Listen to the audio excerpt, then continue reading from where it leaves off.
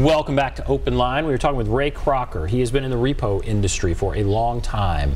We've been talking about that industry, calls for more regulation of that industry, but I want to transition now into just basically some con men that you've dealt with over the course of the many years you've been in the business.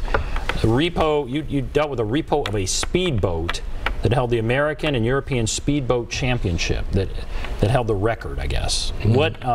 So what's the story there? There's a guy involved here. I was contacted by a bank to find this boat, and it held the championship for the American and the European Championship, and the guy that owned it was the pilot. Well, he also owned a couple of marinas up in New Jersey, and they'd all bankrupted. He was kind of I think the FBI and people were looking for him, and so he staged his death off the coast of New Jersey, and I was hired to find a boat. Well, he didn't die in that boat, or if he did die or not, and so I had to find a boat. So through some contacts that I know, and I have contacts all over the place. Okay. I called a friend of mine named Harvey Altez down in Florida, and I said, I need to know somebody in the know in New Jersey. He said, I'll have a guy call you. And this guy calls me, and he said, what are you looking for? And I told him. He said, I'll call you back. So he called me back, and he's 2 days later, and he said, just talked to a man that's actually been in that boat. I said, really? He said, yeah, and he led me to another person who told me, and we found the boat down in Florida in a warehouse, shrink wrapped. Wow. You found the boat. All right, what about the guy that faked his death? Did you find that guy? I wasn't looking for him. I was looking for the boat. So that guy, he might be still going. He may still be out there, but we know he's not dead. Right, he's not dead. It's kind of hard to wreck a pontoon boat. You know, that's what they said he drowned off of. Another case, Casper, the disappearing con man. This guy has been on Montel Williams 3 times. Well, he hadn't been on, but they've done a show about him 3 times. Okay, good. Okay. All right, so they've done shows on him. What's his deal? Well, I get a deal from to locate a Harley Davidson on this guy, and this guy happened to be from Dixon, Tennessee. So I start looking for him, and I call this one lady, and she said, well, don't you know who he is? I said, no, ma'am. She said, well, they've done shows on Montel Williams about him. And I said, well, do you know how to get a hold of him? She said, no, sir. I said, okay. So I hang up the phone, and he got this lady for like $30,000. So he was a con man. So a few minutes later, I get a call from a Metro police detective. He tells me, are you looking for this guy? I said, yes, I sure am. He said, well, we got another victim here in Nashville. Would you like to go interview her? I said, sure. So he comes by and gets me, and we ride out to this lady's house, and he has stolen her TV, stole her jewelry. What would he do? Pretend to be a boyfriend or something? Well, he would hook up with them over the internet, these dating services and something. Yeah. And you know, he was like 6'3", about 185 pounds, nice looking guy, and he was just a flim-flam guy. That was it. Well, I tried to talk to the lady, and every time I asked a question, the detective wouldn't let me say anything. He said, I'm handling this. And he went on talking to the doc, and I said, let me ask you, he said, I told you I'm handling this. So I didn't get to ask a question, so he brought me back to my office, and he said, did you learn anything? I said, yes, sir, I sure did. He said, what'd you learn? I said, not to go on an interview with you. Okay. So he got mad. I go in the office and I call the lady back. I said, I didn't get to ask you a question, ma'am, but does he have a cell phone? She said, yes. I said, did you pay the bill? She said, yes, sir. I said, have you got the bill? She said, yeah. I said, I'll come by, take a look at it. Well, as soon as I hung the phone up, I had a call from the district attorney here in Nashville. And he tells me I need to stay off the case. And I said, well, why do I need to stay off? He said, because we don't want you to muddy the water. I said, well, let me tell you something, General. I said, I believe I'll find this guy long before y'all will, you know. So I go down there and I get the bill and I look at it, and I circle all the calls, 15 minutes here, 20 minutes, same number. Goes down to Panama City, Florida. Well, this guy goes by Casper, that's his nickname. So the lady answers the phone. I said, is Casper there? She said, no, he's not here right now. I said, well, one phone call now. I said, well, when will he be back? She said, probably tomorrow. He went over to one of these casinos over there, and he's to gamble, and he'll be back tomorrow. I said, well, I'll call back. She said, well, who's calling? I said, oh, man, my name's Monk. I'm with the Grim Reapers Motorcycle Club, you know. She said, Monk. She said, I don't think I've ever heard him talk about you. I said, ma'am, I ain't nothing to talk about, I promise you, you know.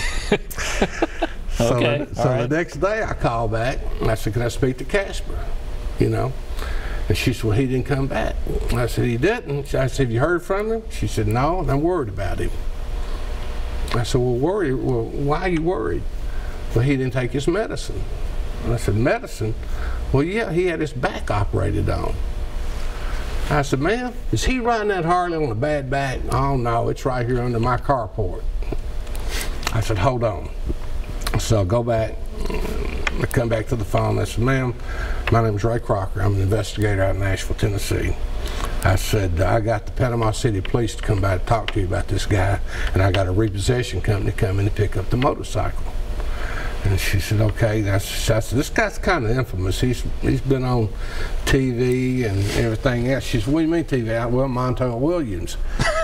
I seen them shows. It's amazing how many people see Montel Williams. She said, I seen them shows. I said, you did? She said, yeah. And I asked him if that was him, and he said it wasn't.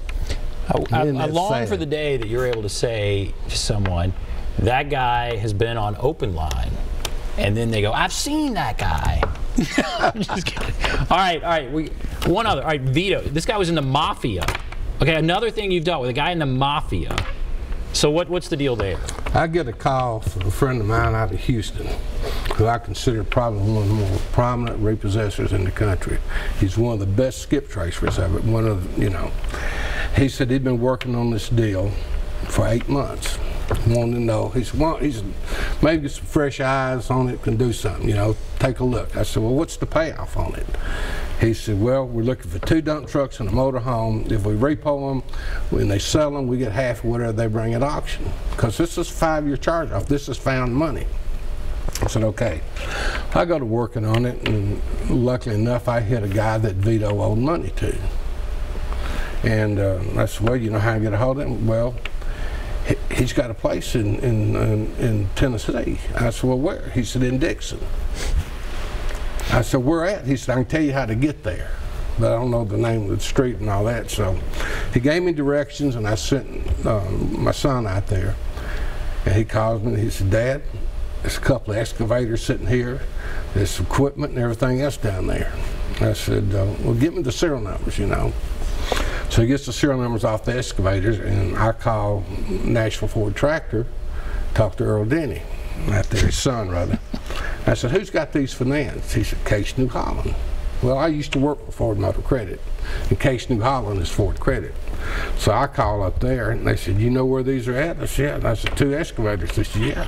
I said, they still got the plastic on the seats. Well, we've been looking for them for 6 months. I said, well, he hadn't been using them, you know. They said, well, we want you to pick them up. I said, okay, hold on, we'll have our repo department call you. So this guy calls me up. Now we're talking about a couple $100,000 piece of equipment.